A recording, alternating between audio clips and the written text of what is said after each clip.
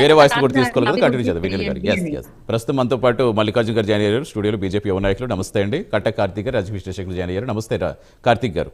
వస్తాను మీ దగ్గరికి చిన్నప్పటి గారు వాయిస్ తీసుకున్నాక. ఎస్ చిన్నప్పటి గారు, ఏంటి మళ్ళీ అమరావతి ఇష్యూ ఏంటి? చాలా విషయాల మీద మాట్లాడారు, నదీ జలాల గురించి మాట్లాడారు. సార్ నదీ జలాలు అంటే ఈ రోజు వచ్చిన సమస్య కాదు, అది ఎప్పటి నుంచో ఉన్న సమస్య, ఇంకా అన్నాలు ఉంటుందో కూడా తెలియని సమస్య. బట్ అమరావతి 12 ఏళ్ళుగా అందరూ ఎదురు చూస్తున్నాం, ఇంక ఈసారైనా కంప్లీట్ అవుతుంది అనుకుంటే మళ్ళీ మొదటికి వచ్చారా?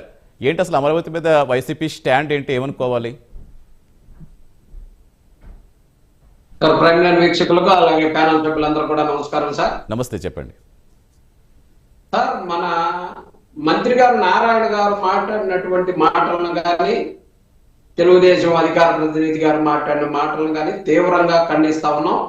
వీరు మాట్లాడేటటువంటి మాటలు, జగన్మోహన్ రెడ్డి గారు 30,000 ఎకరాలు మాకు ఇక్కడ ఉంటే ఎటువంటి ఇబ్బంది లేదు అని చెప్పేసి అసెంబ్లీ సాక్షిగా చెప్పారని మాట్లాడుతూ ఉన్నారు. కొద్దిగా తెలుసుకొని మాట్లాడండి, ఏదో నోటికి వచ్చినట్టు మాట్లాడటం కాదు.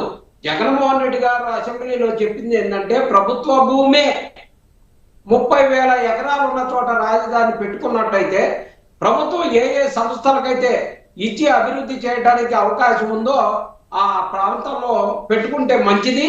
ఏది ఏమైనప్పటికీ ఇక్కడ మేము ప్రాంతాల మధ్య చిచ్చు పెట్టాలన్న కాంక్షతో లేం కాబట్టి మీరు తీసుకున్న నిర్ణయాన్ని స్వాగతిస్తున్నామని చెప్పేసి ఆ రోజు పెద్ద మనసు చేసుకుని చెప్పడం జరిగింది.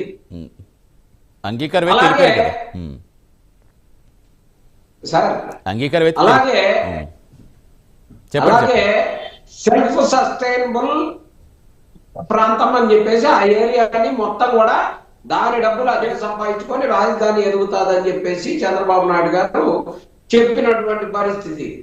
ఈ రోజు సెల్ఫ్ సస్టైనబుల్ అయితే ఎందుకండి ఇన్ని అప్పులు? ఇప్పుడు మేడం గారు చెప్పారు కదా, కేంద్రం 15,000 కోట్ల రూపాయలు అప్పు ఇచ్చిందని, అలాగే మన బ్యాంక్ ప్రపంచ బ్యాంక్ అప్పు ఇచ్చింది కదా. ఈ అప్పులన్నీ కూడా మరి ఎందుకు తేవాలి? మరి సెల్ఫ్ సస్టైనబుల్ అంటే మరి ఏంటో దానికి అర్థమైందో మాకు తెలీదు. అలాగే రాజధాని అనేది అక్కడ ఎలా కట్టారు, ఇక్కడ ఎలా కట్టారంటే, రాజధానిని ఎవరు నిర్మించలేదమ్మా. రాజధాని దానంతటా అంత అభివృద్ధి చెందుతూ వచ్చింది, కానీ రాజధాని తీసుకుపోయి నదీ గర్భంలో కట్టుకుంటా ఉంటే చూస్తూ ఉన్న పరిస్థితులు చూడాలంటే మాత్రం ఖచ్చితంగా సుప్రీంకోర్టు లాంటి ఇన్వాల్వ్ అవ్వాలి, మంచి వాస్తవం ఏందో తెలుసుకోవాలని చెప్పేసి జగన్మోహన్ రెడ్డి గారు చెప్పడం జరిగింది. అలాగే చంద్రబాబు నాయుడు గారు 50,000 ఎకరాలు ఇప్పటికే తీసుకొని ఉన్నారు. ఆ 50,000 ఎకరాల రైతులకే సమాధుల్లో లేకపోతే వాగుల్లో వరదలు వచ్చే ప్రాంతాల్లో మాకు ల్యాండ్లు ఇచ్చారని చెప్పేసి మొన్న ఒక రైతు మరణం చెందినటువంటి పరిస్థితి అందరం చూశాం కదా. మరిన్ని మరణాలు చూడాలని మాకు లేదు. మీరు ఆ మరణాల మీదనే రాజధాని కట్టాలి అని చెప్పేసి మీరు పట్టుదలతో పోతే మేము చేయగలిగేదేమీ లేదు. ఈ వాళ్ళకి 11 సంవత్సరాలు అవుతున్నా సరే, 12 సంవత్సరాల దగ్గర వస్తున్నా సరే, ఇంతవరకు కేంద్రం నుంచి గెజెట్ తీసుకురాలేదు. వీళ్ళు పార్లమెంట్ లో మళ్ళీ రాబోయే పార్లమెంటు ప్రతి సంవత్సరం జరుగుతూనే ఉంటది. ప్రతి సంవత్సరం మీరు చెప్తానే ఉంటారు 11 ఏళ్ల నుంచి ఒక్క గెజెట్ తీసుకురాల, రాజధాని ఇక్కడేనని చెప్పేసి చెప్పేటటువంటి పరిస్థితి లేనటువంటి రాజధాని మీద వీరు డబ్బులు కడతా ఉన్నారు. వీళ్ళ డబ్బులు ఎవరు జేబుల్లో కాదు సార్, ప్రజల డబ్బులు తీసుకుపోయి ఒకే ప్రాంతంలో పెడతానో లేకపోతే ఒకే చోట అభివృద్ధి చేస్తే ఇదిగో హైదరాబాద్ వదిలిపెట్టి వచ్చిన పరిస్థితి లాగా. అంటే చిన్నప్పటి గారు మెయిన్ గా మనకి ఇక్కడ కావాల్సిన ఏంటంటే కాదు ఉన్న అబ్జెక్షన్స్ ఏంటి అంటే, అక్కడ ప్రజల ఆమోదంతో తీసుకుంటున్నాము. ఎవరైనా ప్రజలు వ్యతిరేకించారా? ఎవరు వ్యతిరేకించలేదు. కొన్ని సమస్యలు ఉన్నమాట వాస్తవమే. దానికి సంబంధించి కమిటీ చేస్తామని చెప్పారు రైతులకు సంబంధించి ఆ ఇష్యూ. అంటే అన్ని నిధులు ఎక్కడి నుంచి తీసుకొస్తారనేది అబ్జెక్షనా, లేకపోతే నదీ గరికపల్లి అంటే ఇప్పుడు మనకు ఏపీకి ఉన్న ప్లస్ పాయింట్ ఏంటంటే కొత్త రాజధాని నిర్మించుకునే అవకాశం వచ్చింది. భవిష్యత్ తరాలకు అనుగుణంగా దాన్ని నిర్మిస్తాం. ఇప్పుడు ఈ రోజుకి రాజధాని అంటే ఈ రోజుకి సంబంధించింది కాదు, భవిష్యత్ తరాలు కూడా ఎప్పటికీ వాళ్ళ అవసరాలకు అనుగుణంగా మనం నిర్మించుకుంటే అది ఎప్పటికీ ఉండిపోతుంది, చిరస్థాయిగా నిర్మించుకుందాం ముందు నుంచి చెప్తున్నారు. అంటే ఎక్కడ మెయిన్ అబ్జెక్షన్ వస్తుంది మీకు? మనం అనేది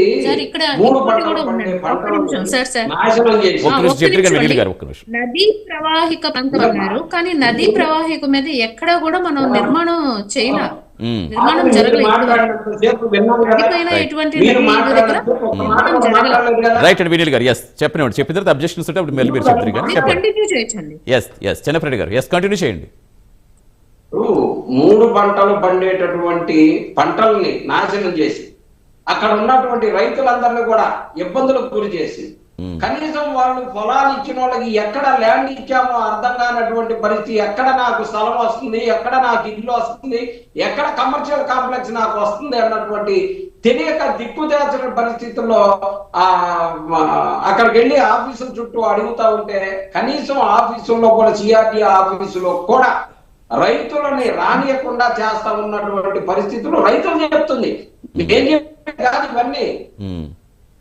మొన్న మా పొలాలన్నీ తీసుకొని మమ్మల్ని వాగుల్లో శ్మశానాల్లో ఇచ్చారని ఒక ఆవేదనతోటి ఒక రైతు చనిపోయిన మాట వాస్తవమా కాదా సార్? మీరు విన్నారా లేదా, చూసారా లేదా? సరే మంచిగానే చెడు కానీ ఒకటి జరిగింది. అదే చిన్నప్పుడు నేను చెప్పేది అదే, ఉన్న మాట వాస్తవాన్ని వాళ్ళు ఒప్పుకున్నారు. కొంతమంది రైతులు చేస్తున్న మాట దానికి ఎక్కడ లోటుపాట్లు వచ్చాయి మేము సరిదిద్దుతున్నామని కూడా చెప్పారు కదా, దానికి సంబంధించి కమిటీ చేస్తామని చెప్పారు కదా అంటున్నప్పుడు అది సమస్య లేకపోతే అలా కాదు. అంటే ఇప్పటికీ మనం ఇంకా అమరావతి గురించి మాట్లాడుకోవడం అంటే కొంచెం విచిత్రంగా అనిపిస్తుంది కదండి. 12 సంవత్సరాలు అయిపోయినాయి, ఇంకా రాజధాని ఎక్కడ కొట్టుకునే స్థితిలోనే ఎందుకు ఉండాలి అని. సార్ నేను మాట్లాడితేనేమో మరి మేడం గారు మాట్లాడిన 13 నిమిషాలు లేదు, దానికి ఆవిడకి అడిగాను కదండి, ఆవిడకి అడిగాను. అలా కాదు, చెప్పుకుంటూ వెళ్ళిపోతుంటే కాదు కదా, మధ్యలో కాదు. అసలు ఏంటి దానికి సంబంధించిన క్లారిటీ కావాలి కదా. సార్ ఇప్పుడు ఒక రైతు ఆవేదనతో చనిపోయిన మాట మీ దృష్టికి వచ్చిందా రాలేదా? ఒక రైతు సరే చెప్పండి కదా, అదే అంటున్నా ఇప్పుడు. ఇలాంటి మరణాలు మరిన్ని జరగకూడదు అని చెప్పేసి అక్కడ ఉన్నటువంటి రైతులకి 50,000 ఎకరాలు తీసుకున్న వాళ్ళందరూ కూడా మంచి పొజిషన్ లో వాళ్ళకి ఇస్తానన్న మాట ప్రకారం ఏదైతే ఇచ్చారో అవి ఇవ్వకుండానే మళ్ళీ ఇప్పుడు మరో 50,000 ఎకరాలు అని చెప్పేసి తీసుకొని ఆ తుమ్మ చెట్లు పీకటానికే వచ్చిన డబ్బులన్నిటిని కూడా తగలబెడతా ఉంటే అంటే చూస్తూ ఊరుకోవాలా? అంటే రైతుల పక్షాన మాట్లాడకూడదా? రాజధాని పక్షాన మాట్లాడకూడదా? లేకపోతే ఆంధ్రప్రదేశ్ పక్షాన మాట్లాడకూడదా? అన్ని విషయాల్ని మాట్లాడే హక్కు ఆంధ్రప్రదేశ్ రాష్ట్రంలో ఉన్న ప్రతి పౌరుడికి కూడా ఉంది. ఖచ్చితంగా మాట్లాడాలి. లేదు దాన్ని కాదని ఎవరు చెప్పరు, కానీ ఇంకా ఎక్కడ రాజధాని అదేది జగన్మోహన్ రెడ్డి గారికి కూడా ఉంటే బాగుండేదండి రాష్ట్ర అభివృద్ధి పట్ల. చిన్నపరెడ్డి గారు మరణించారని చెప్పి మాట్లాడుతున్నారు. మరి అమరావతి ఉద్యమంలో దాదాపు 200 మంది పైగా రైతులు మరణించారు. మీ ప్రభుత్వం వల్ల, మీ ప్రభుత్వం తీసుకున్న తుగ్లక్ నిర్ణయం వల్ల, జగన్మోహన్ రెడ్డి అనే తుగ్లక్ గారు తీసుకున్న నిర్ణయం వల్ల దాదాపు 200 మందికి పైగా అమరావతి రైతులు మరణించారు.